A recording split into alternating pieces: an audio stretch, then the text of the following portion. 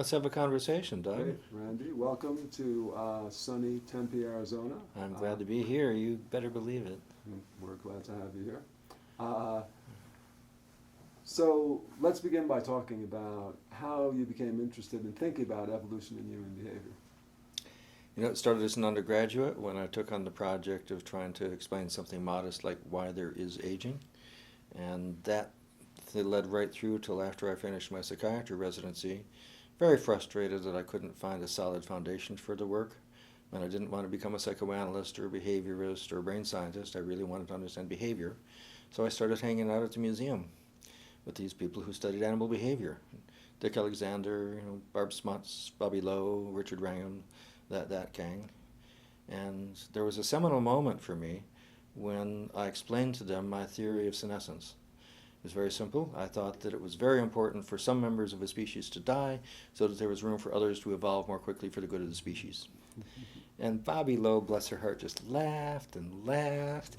And I said, "What's wrong?" And she kind of said, "You seem like a smart fellow, but you don't know anything about biology." And it was the most wonderful thing anybody could have done for me because, instead of just being quiet and critical or something, it really brought me a sharp and made me realize my whole medical education had completely neglected half of biology. And then she and others put me on to Williams' 1957. And I read that paper and I realized, my God, if aging has an evolutionary explanation, then what about heart disease, breast cancer, schizophrenia, and all the rest? Very naive approach, but all of a sudden, that was the rest of my career. Right. So early on, did you experience obstacles to your moving in this direction? Gosh, my committee for tenure told me that they would not hold it too much against me that I'd published a paper in 1984 about this, but they'd advised me not to do any more. Really? When I came up for professor, they told me explicitly on behalf of the committee that I had to stop doing this evolution stuff or I would never get promoted. Wow. So there were things like that. But I always kind of got along with people, and once I started explaining to them about evolution and animal behavior, they were interested. It also helped that I ran the residency program for many, many years and taught a course to the residents about evolution and behavior, which they liked a lot. And that had a big influence, actually, because a lot of those folks have grown up to be pretty good scientists who use evolution in ways that they never would have otherwise. Today, within the field of medicine, is there more acceptance of evolutionary thinking? Well, most doctors recognize there's no problem with evolution, but trying to apply it to medicine is something that's still just beginning, despite the efforts of a bunch of us for the last 20 years. It's been very frustrating that no medical school teaches the principles of evolutionary biology the way they teach physiology, anatomy, histology, or biochemistry. They just don't do it because there aren't any evolutionary biologists on the faculty. However, lots of kids are now getting undergraduate courses in evolution and medicine. And here is Arizona State. We've got a new center to try to do what we can to create new programs, master's degrees, and try to create new curriculum. It's coming along, but it's a slow process. Right. So one of the questions they've been asking people is, what do you regard as your favorite contributions to the field over the years? It's probably the most important ones have been helping to get things organized. Organizing the first meeting of what led to the society with Bobby. Certainly, intellectually, the most important thing is my work with George Williams. And at the core of that is really asking the question that hadn't been taken seriously before about why aren't bodies better designed? Just going through trait after trait, such as a narrow birth canal or wisdom teeth or vulnerability to cancer, and asking why didn't natural selection fix that? And it's interesting that our first 6 months of working together, we were just as naive as my students are now. We kept looking for, what's the evolutionary advantage of schizophrenia? And what's the evolutionary advantage of cancer? And finally we realized that was the wrong question. The right question is, why did natural selection leave us with traits that leave us vulnerable? It's a small change, but I think that's what led to the field getting interesting.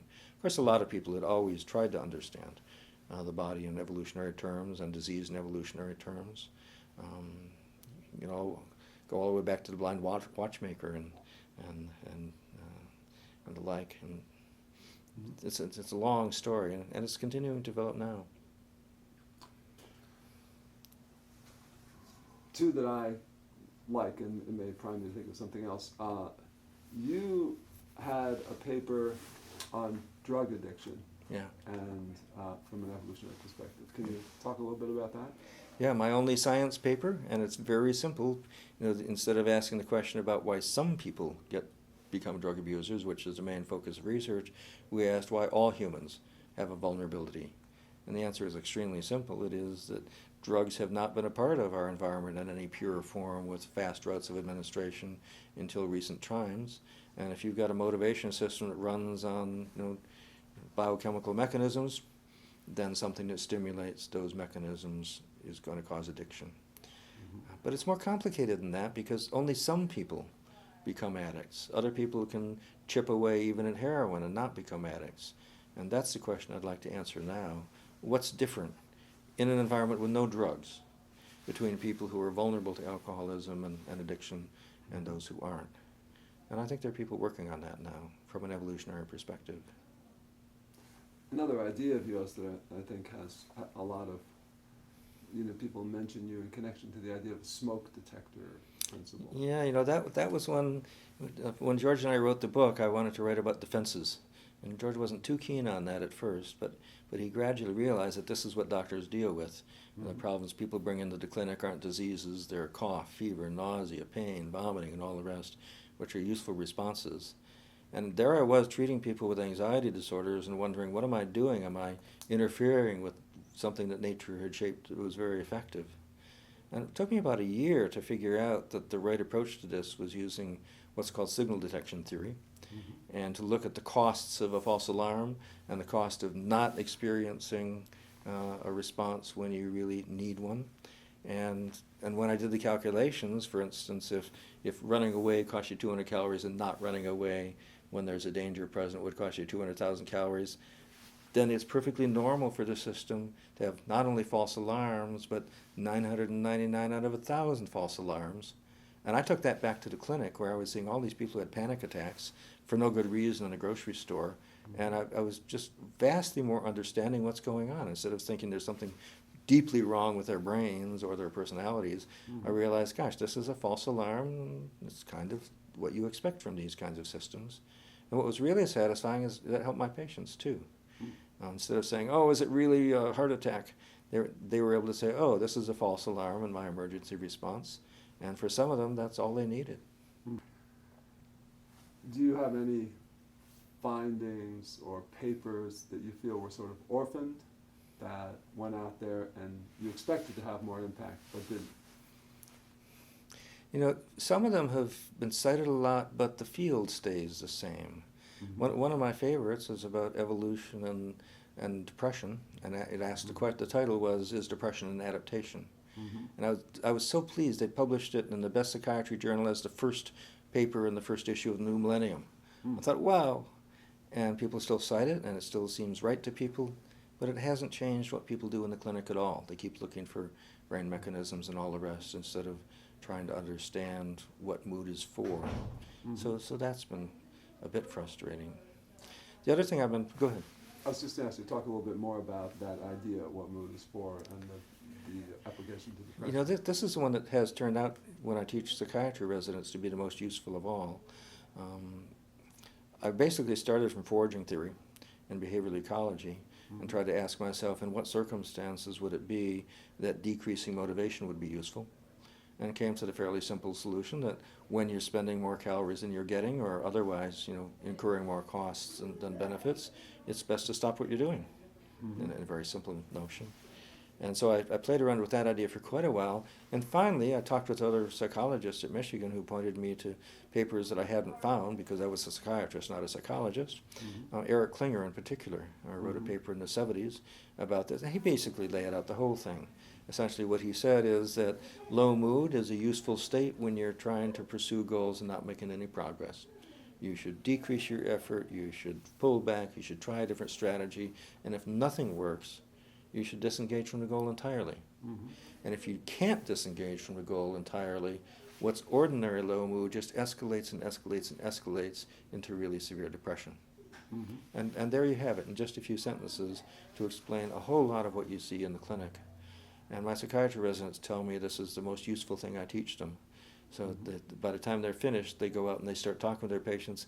Is there something you're trying to do in life that's really difficult and very important to you and it's not working, but you can't quit? And the answer to that question often is the real key to what's going on. However, I hasten to emphasize that there are a lot of people whose depression has nothing to do with that. Some of them have brain abnormalities that are from birth, others have toxins, others have, complications of medications they're taking or drugs. So these can be top down or bottom up, and very often they're both. So it's not simple. I'd really love doctors to all really understand both sides of it instead of trying to simplify too much. Great. One of the questions I've also asked people is, if you look back on papers you've written over the years, is there anything, you had mentioned that you would rethink your ideas about aging that you originally started out with. Yes, Are right. there any published papers that you would rewrite given what you know now? Gosh, I'd like to rewrite all of them. A preoccupation of mine ever since I started, that it was a real trauma for me, actually, to really grasp selfish gene theory. And several people I've written about lying awake at night after night, thinking, oh my God, everything I thought I was doing in life that was generous is actually just selfish in a sneaky way. The idea is provoked really by Trivers and Alexander and the like. But both from my personal experience and my clinical experience, it just didn't ring true to me. Because I kept, talking with people who'd lie awake nights thinking, did I accidentally offend somebody, or it just didn't seem like everybody was slyly getting an advantage by deceiving other people every time. And so I've been really preoccupied that. First I went through the standard thing we all do about kin selection and group selection and all that. Not a satisfying kinds of answer there. Then I ran a conference and did a book about evolution and the capacity for commitment, which is not the nice kind of romantic commitment, it's game theory commitment, which can be positive or negative commitments to do things that aren't in your self-interest. Dan Kruger and I did some research following up from that to try to find examples. But more recently, I feel like I found an answer that's satisfying to me, actually, in Mary Jane West Eberhard's work, where she talks about social selection. And in a word, she says, if animals that are preferred as mates get selective advantages which shape extreme traits. Likewise, individuals who are preferred as social partners get huge advantages. And what do you have to do to become a preferred social partner? You have to be generous and loyal to your friend and do things that make you useful. And she pointed out that this could lead to runaway selection. I'm not quite sure if it leads to runaway or not. I've written a couple of articles about this that people seem to find useful, and more people are trying to look at how the choices individuals make create selection forces. And these are choices that are perfectly selfish choices. So this is an Adam Smith invisible hand kind of thing. Everybody makes selfish choices about who they partner with, and not just romantic relationships, all kinds of other partnerships. And in making those choices, they create selection forces that I think create prosociality of the kind that only humans have. But this is a great current topic for all of us to talk about. It's so exciting that there's more work to be done in all of this. Yeah. You have a paper you did with Stephanie Brown, Yeah. which gets a lot of citations on Right. the sort of positive side of psychology. You want to tell us a little bit about that? Yeah, Stephanie Brown's been a great collaborator. She came to do a postdoc with us at the Institute for Social Research. And she showed she used a database from this bereavement project that we did and showed that people who helped others lived longer and did better than people who received help from others. And she has some fairly specific ideas about how natural selection might have shaped those kinds of mechanisms. It's a tough issue, though, because the confounding variables are fairly substantial. There have been a couple of replications of it, but another area where a lot more work is needed. You mentioned the work that you did with Kruger. Can you go into one of the papers that you like most that came out of your collaborations with him? Yeah, Dan and I have done a series of papers together about mortality rates for males versus females. And this started in the simplest way. I was just going to try to create a slide for my lecture on evolutionary medicine showing that men die 70 years younger than women. and I couldn't find the right number. But what I did find is a database from the World Health Organization that had mortality rates by age and by sex and by country and by decade going back 100 years. Mm. And so I had the greatest time. I took them down the basement with Excel and spent a summer trying to figure out what to do with them. And the right answer turned out to be looking at the ratio for each 100 men who die, or for each 100 women who die, how many men die. Mm-hmm. And I thought it would be 20% excess, maybe 120. But when I finally ran the numbers, it was more like 300 men who died. And I was just blown away. It was just so interesting, looking at a data set that had been sitting there all this time, and with Dan's help, writing several papers about the evolutionary explanations for why males invest so much more in competition and less in tissue repair and sensible behavior. That's been a fun series of papers. Right. It's good stuff. The history of HBES. We didn't Right. talk too much about that, but you were there at the beginning. Why don't you tell us a little bit about that? Right. So after I started, meeting with people in the museum, that was just about the time there were these annual meetings with Martin and Margot coming from McMaster and Abshagnon coming over, and Bill Ahrens coming from Northwestern. Just the most intellectually rich times. I didn't realize I was with the world's best people. They just seemed like really smart, fun people to hang out with and drink with and talk all night about these kind of things. I'd love to recreate that atmosphere as best one can.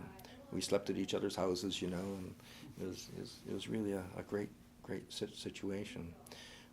Richard Wrangham then went to Billy Fry, who was our provost at the time, and said, we need to do more of this at Michigan, have support for this. And Billy Fry said, well, why don't you write a proposal? And he did. I actually asked if I could kind of rewrite it, and then in the process it expanded from $100,000 to $500,000, and miraculously they gave us the money.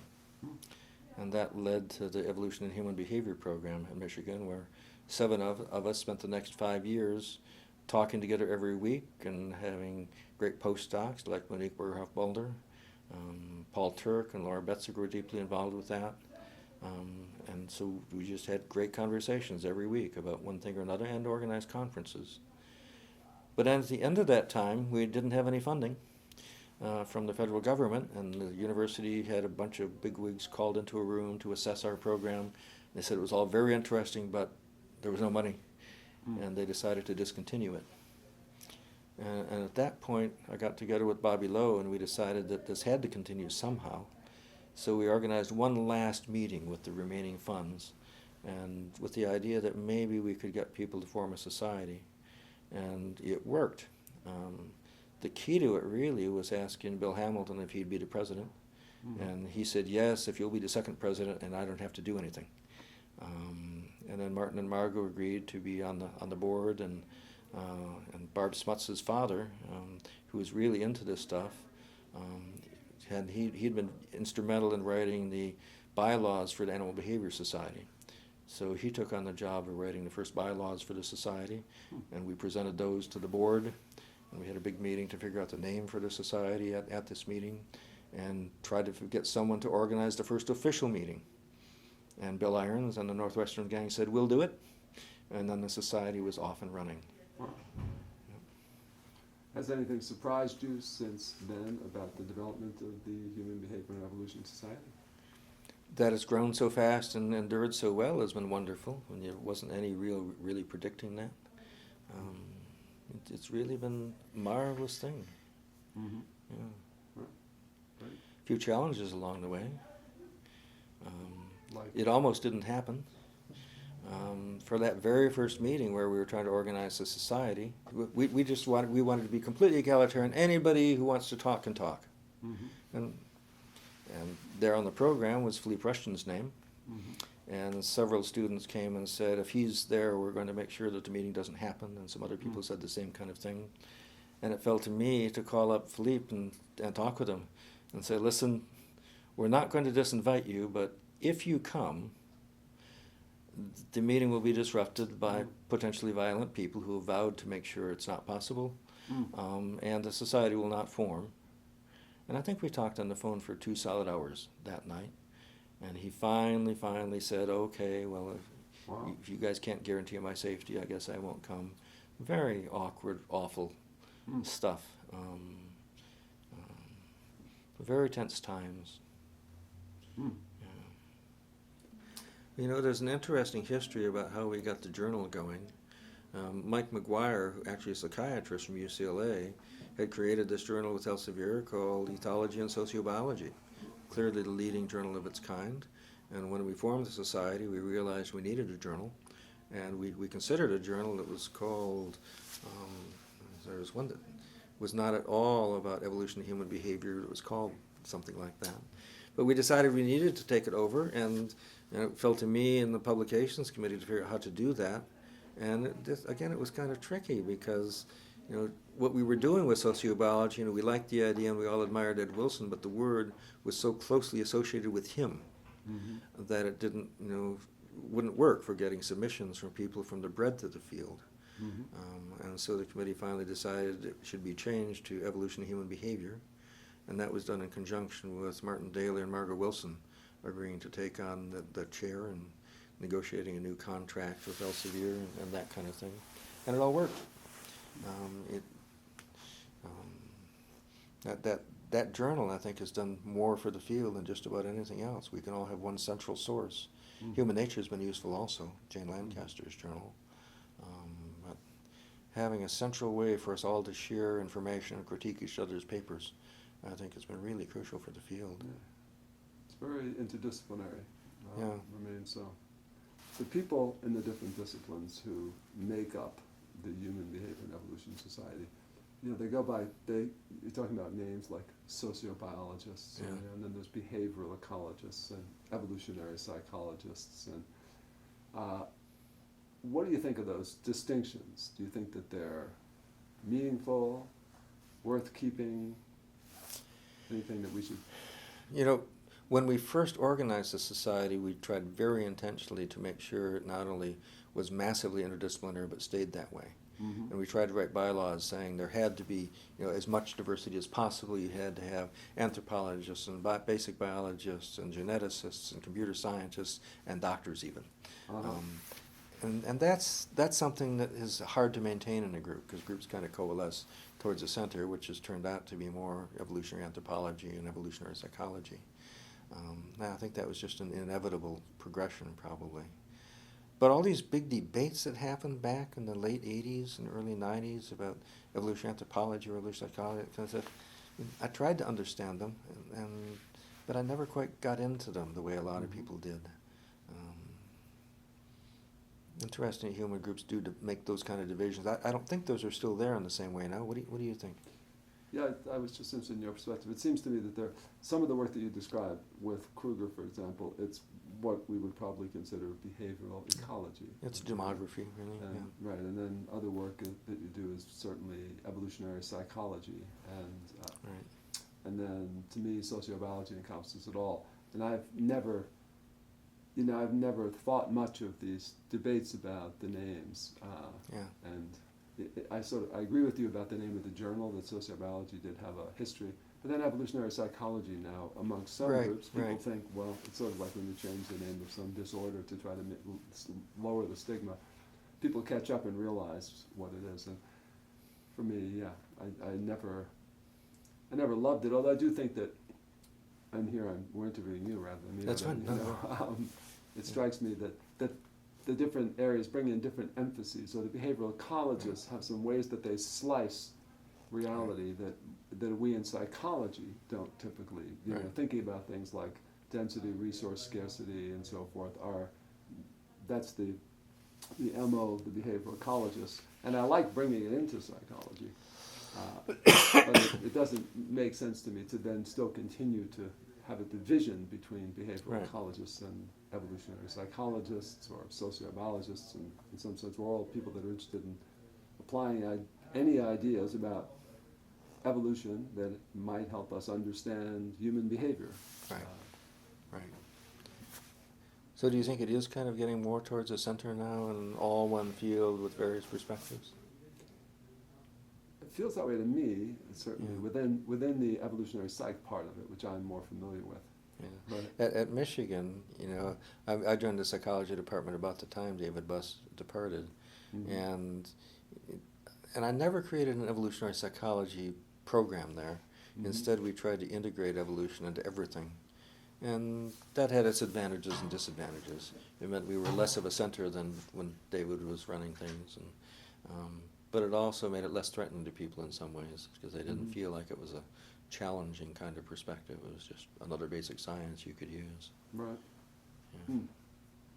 In the years since the society started, a number of the sort of founding folks, from HBES and the larger group, have passed away, and they've been asking people, do you have any specific memories or thoughts about particular individuals that were there back then? There must be people like George Williams and Bill Hamilton and John Maynard Smith around now, but it's hard to identify them. I mean, in this project I'm doing now, creating a new center, I keep calling up people and saying, where's the Bill Hamilton of our time? And everybody has I talked to Bernie Crespi about that today. People have a hard time figuring that out, and I do too. But the characteristic of these people was that they were just plain interested in science, and all of them were willing to talk with anybody. And they weren't all highfalutin. They didn't have big grants. They were just curious people who were brighter than the rest of us and inspired us. George, for me, of course, especially George.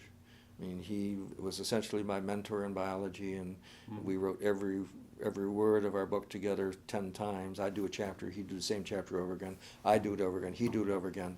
So, in fact, we had a deal. We'd send chapters back and forth to each other in the mail on computer disks. And the second person would edit the whole thing and send it back.